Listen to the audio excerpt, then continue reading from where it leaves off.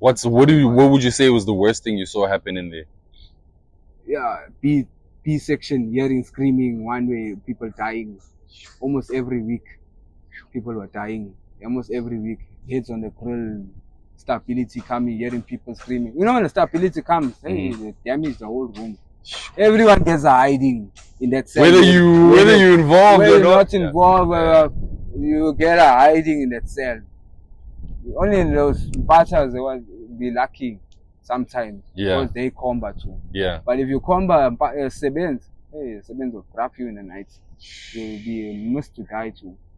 You don't combat Sebens when they do anything wrong in the room. Yeah. Even if they hit you, you tell the Baba, hey, you get a Jumba, and after that, put a soap in the sock. They'll bust you up with that sock. That sock, hey, terrible. They have big lumps and all. And this is all stuff that you've seen in there. Yeah, all deadly. Even when we're dishing up food, people coming stabbing in the back. Things like that. Even Carols dying. Correctional period, Carols getting pagamad. As we're cooking, you see another that's a seven come and poke the Carol in the neck. Dead. Sure. Then that's how sometimes they end up not getting exercise, getting free to go and play outside, or end up not getting chow to go and paga. Food comes to us. Yeah. So it was hectic. I won't lie. Westville was hectic. And then after that, I never ever went back to Westville. So you got out, how long ago did you get out? Okay, after that 6 months I came out. Sure. I never went back. I was only getting locked up and going to the police station and turning and going back. And then now this other charge that you said. Yeah, it's the same one. Yeah. After, isn't that what made me go? Isn't now the problem is, as I was out on bail with that 1-5, I was still attending court, but outside. Oh. So I was attending all the dates, right? The last date I was working in Tlanga, doing another labor job for painting there for another Muslim guy. I lost track of the date, which date. Sure. It was the 22nd of something. Sure. September or something, yeah. I was supposed to attend. It was my last final date to finalize my judgment. I never appear in court. Oh. What happened was they issued a warrant of arrest. Sure. I was already, as I was outside, they have told me that I have a suspended sentence of 5 years for any crime I do. Sure. I'll pull 5 years inside. Sure. So whatever I'm caught with, whatever I did wrong, or if it violated to me going inside, I'll pull at 5 years. That was my warning that I was let out after giving the bail. Sure. Oh, I missed the date. 1 week goes by, I'm enjoying myself in a posse. My mom ends up telling me, you know, the police came looking for you the other day. I'm saying, what you mean the police came looking for you the other day? Saying, the police came looking for you the other day, said you never attend court on the last day. Now the judge issued a warrant of arrest that you must get locked up. There's nothing can be done. Hey, I'm thinking in my head, what you mean 5 years in Westville? Oh, I can't go sit 5 years in Westville. Now I was pantering as a car guard in Salt Rock. There's a place called Salt Rock. Yeah, near the ocean. This detective of mine that had arrested me for this case drove past and I saw them. I even saluted them like this, and they went like this here to me. And in my mind, as they drove past, I'm wondering why they're going up this other road here, because I know they don't go up the road. In my mind, I'm saying they're going to turn. Let me move from where I'm sitting. And for real, as I move where I'm sitting, there's a passage going into the swimming pool part. There's a granny pool going into the ocean. I can see them turning there. They never see I already moved, but they're still turning. And I could see they turning, and I knew that they're coming back for me. I had that feeling. And then they came, they drove, they went past. I could see them and I was standing in the corner. Now, in my mind, I'm thinking, hey, bro, they drove and went that way. That means they drove and went that side. Means that they parked right there in the corner. There. Now there's a car that just came and drove into that passage that I'm talking about, the way I ran into. I'm trying to kuza them now. That, hey, Musanu kuza, I'm a person, I'm in kuza park. I'm wearing a problem. And something telling me on my car, hey, there's somebody behind you. And when I turn my head, I can see Maraj is in the corner then peeping. As he's peeping, he saw that I turned my head. He started jackering me. As he's jackering me, now they're wearing formal. I said, oh, with a line, they're wearing formal. I could. With a line, I'm putting them in the ocean. Yeah, I dodged. He almost caught me. I dodged with this vehicle that I was cruising. I dodged on the side there. As he's behind me, I say, went into the sand. I say, dive in the ocean. He never come. I knew he wasn't gonna come. He's wearing formal. I diving. I dived in the ocean. I woke there in the front in the rocks. The waves were pushing me and all, but I managed to get stuck on the rock. Hey, busy calling me. I said, fuck y'all. Oh, why y'all never talk to me nicely or chasing me? Shows that you want to lock me up. Yeah. Fuck y'all. I'm not coming there to y'all. I told them, like, playing down, sweating. Everybody's standing in the beach front and wondering what's going on. What's going on? Yeah. The car guy all of a sudden is running into the ocean. I was wet, everything. That's what I'm thinking about too. Everything. That's a crazy scene for someone to see. You just run for the ocean. Straight, I went. I had no option because I had nowhere to run to. There, where those estates are, only those where you walk on those wooden planks only or along the side. There's no gateway. So the only gateway was the ocean. That's what I chose. I gave my choice there. I just knew if I go, I go. If the Lord takes me, it takes me. But I had that braveness. I managed to glide till the rocks, and they couldn't come to those rocks. They need divers on the K9 to come and catch me there. But then eventually, if I'm asking those ladies that are selling there by the beach if they're gone. Yeah, they say they're gone. I say come back. Swam, went and came back there, soaking wet. Tied myself up, tried to squeeze my things up, but I'm shivering. Check now. All that being scared of running. Now in my mind, I'm saying, hey, what the fuck's gonna happen? These all gonna catch me. Now, I went to Shaka's Head. There's another location just inside, close by, there where the accident happened. Shaka's Head. I went there, Shaka's Head, hustled around there now. Not going back to the ocean because of what happened till the afternoon. Then another brother that was car guarding opposite me on the opposite side, he came to me in the afternoon and telling me, hey, those police that were chasing you came back with a dog unit to look for you, K9. Hey, lucky you was gone. They say they're gonna catch you. And I'm in Shaka's Head. That day. The following day, I'm hearing the other detectives already are looking for me in Shaka's Head. And I'm hustling in Shaka's Head, but every time I appear, they just passed. And the people tell me, hey, I'm a person at the Funa Mind. Like, they had that luck of getting. Then I told myself, man, I hustled that day until I never get caught. Then I said, no, man, something's going to happen to me. The next morning, I say, take my things, say, march. Say, hit the freeway, I say, hike, I say, Durban, one way. So that's how you actually, that's the story you're telling me, that's how you actually got here. So now you're not worried, are you not worried? Is there no ways to actually sort that out in terms of like the judge and stuff to be like, yo, I know I missed my day, but I actually just completely forgot. It's not. How can that be? I ran away from the cattle's face on direct. Think about that. That's also called escape. Instead of that, they'll add more sentence on top. So now it's like a cat and mouse game for the next 4 years or something for you.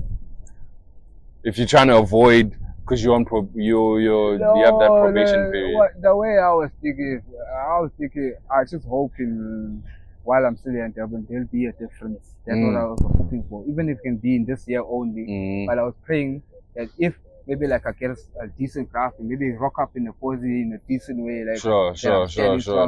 Maybe that Mama can also help me and sure. talk in a way that way I can have that privilege of getting a second chance to check. That's what I'm thinking.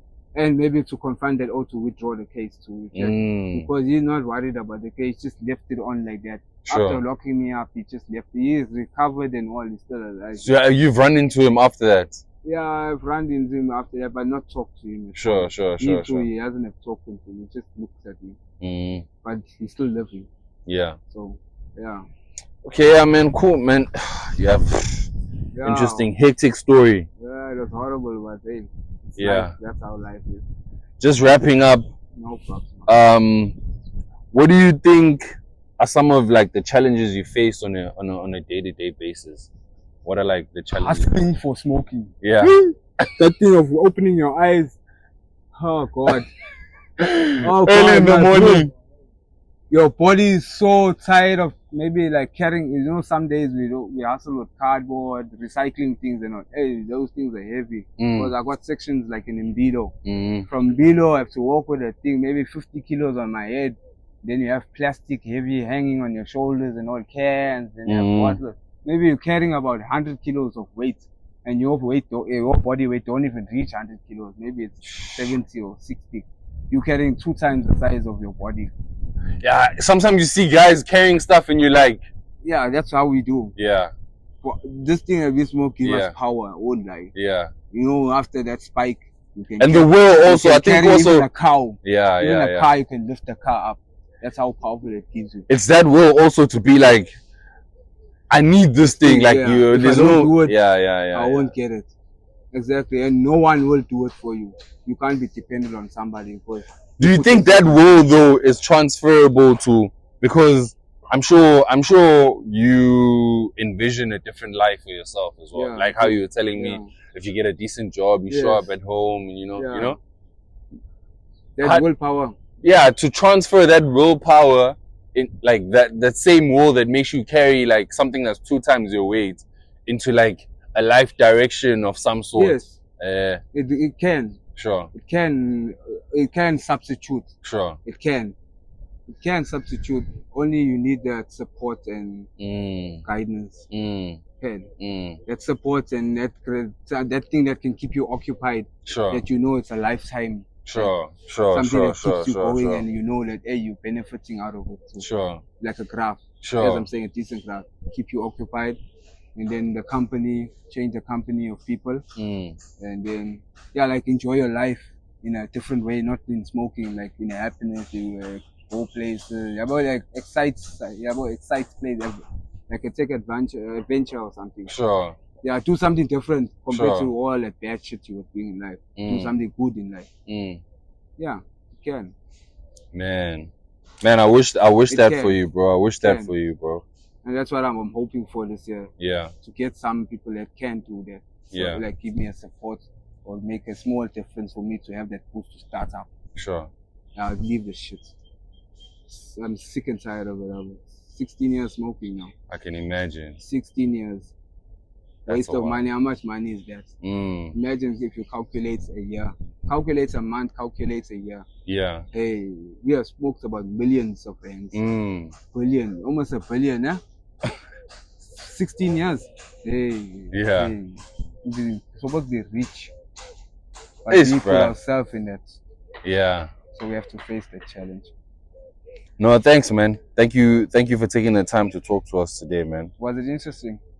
It was amazing, bro. It was amazing, bro. I'm also feeling happy because I got that thing that I had inside of me out. Sure.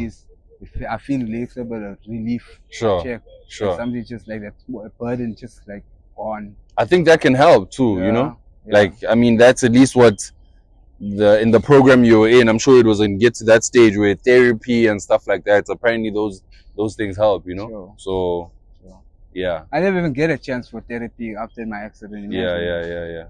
Only hell of screaming. Every night I close my eyes, screaming in my head. All about how they were screaming in a taxi. That's how that vision comes back. Until 1.5 years it took 1.5 years for it to just vanish. I don't know how it vanished. But I was smoking like mad. Yeah. Even when I met up with money, that 470,000, people are asking me, why you met up with so small money when you had a head injury? And I waited 3.5 years and I was going to all doctors that they pay for. Sure. St. Augustine, all those private doctors that my lawyer was paying for. He's Moses Naidu, he's there in West Street, Mercury House. I don't know if he robbed me or what, but I waited 3.5 years for the money. From that 470,000, I bought an RTP house at Stanger and we extended the 5-room. I'll tell you about the shit that I did. I made a disaster. I bought furniture for 127,000, and then the rest I blew it. I had a sticky. I made pregnant. She was still 4 months, and we knew we were gonna have a boy. She did an abortion without telling me. Meantime, she was graphing me for the crown. I didn't know. I thought she smacked me, and I made her all glamour and all. You check from what she was. Sure. I made her top sticky. Everybody was eyes on her. Sure. Not knowing that she's graphed me. I made her pregnant. Seeing the stomach is starting to grow. After 4 months, she did abortion. Hey, that thing triggered me. Hey, I was smoking rock like mad. Day and night, 2 full moons a day. day and night I wasn't sleeping. Hey, until I flew the money out. Yeah. Then I started taking some of the furniture that I bought and I sold. Selling that stuff as well. But I never sell everything. I got some of the things and I still got the house. The title deed is in my name. Sure. It went to Maritzburg. I paid 8,000 for the title deed to be changed. So there's hope for the future then, dog. Yeah, I got a house. Sure. That my family is in. Sure. With aluminium windows, sliding door and all. Sure. Ah man, so that's the only thing that I got. But that's a lot. That's a lot. I ran away because I didn't want to cause more disaster until I come right in life. Other people can see like I'm mad when I'm carrying cardboard. It's just a disguise of me surviving each day. Sure. I don't care what a person can think. Who can give me something can give. Who don't give mustn't judge me. Sure. Because I don't judge them. You reckon? Nah. Let's end with those words, bro. Thank you so much, bro. Thank you so much. No problem.